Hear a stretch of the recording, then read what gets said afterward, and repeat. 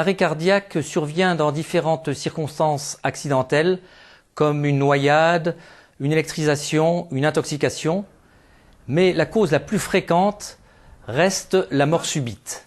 Cela représente 50 000 morts par an en France. Dans 80% des cas, cette mort subite est due à une fibrillation cardiaque. Alors, qu'est-ce que la fibrillation cardiaque? C'est une contraction anarchique du cœur. La seule façon de combattre cette anomalie, c'est de provoquer un choc électrique externe qui va permettre au cœur de battre de façon régulière.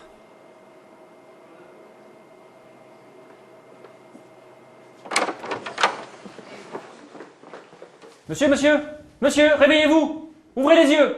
Serrez-moi la main! Au secours! La victime ne réagit pas, elle est inconsciente. Pour vérifier sa respiration, on bascule sa tête en arrière pour dégager les voies aériennes. En approchant l'oreille de sa bouche, on peut sentir ou entendre un souffle. En l'absence de ces signes, on est face à une personne en arrêt cardio-respiratoire. Les pompiers de la Moselle, j'écoute. Oui, bonjour, je me trouve au 29 rue Leclerc à Delme. Je suis en présence d'une personne en arrêt cardio-respiratoire. Actuellement, je vais me saisir d'un défibrillateur et je me rends auprès de la personne pour effectuer une réanimation cardiopulmonaire. Est-ce que je peux raccrocher? Les pompiers sont en route, monsieur, vous pouvez raccrocher. Le défibrillateur devra être utilisé dans les plus brefs délais.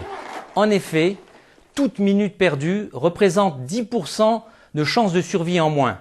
Ici, le temps est un tueur. Il faut agir dans les plus brefs délais.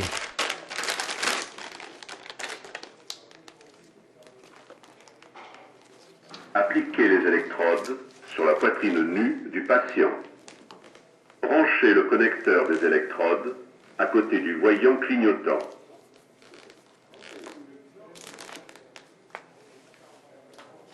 Appliquez les électrodes. Branchez le connecteur. Analyse du rythme cardiaque en cours. Ne pas toucher le patient.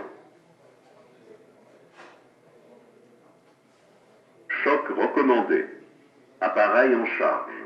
Restez à l'écart du patient. Vous venez de le voir et de l'entendre, la mise en œuvre d'un défibrillateur est simple. Toute la procédure vous est dictée par l'appareil.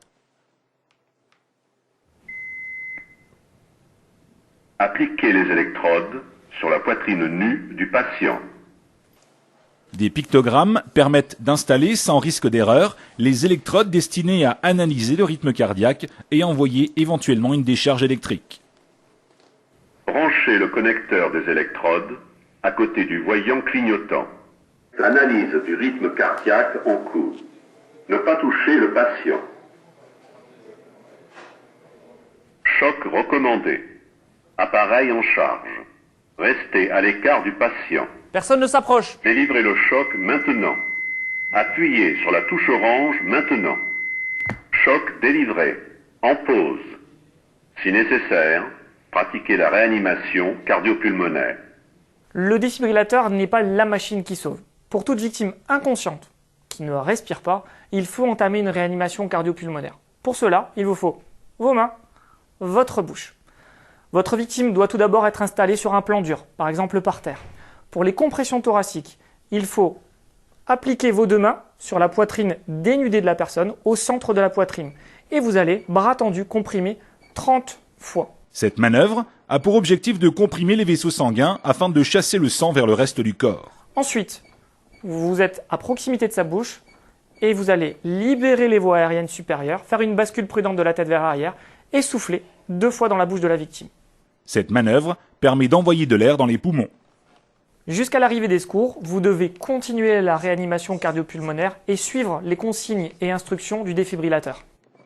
Si nécessaire, pratiquez la réanimation cardiopulmonaire.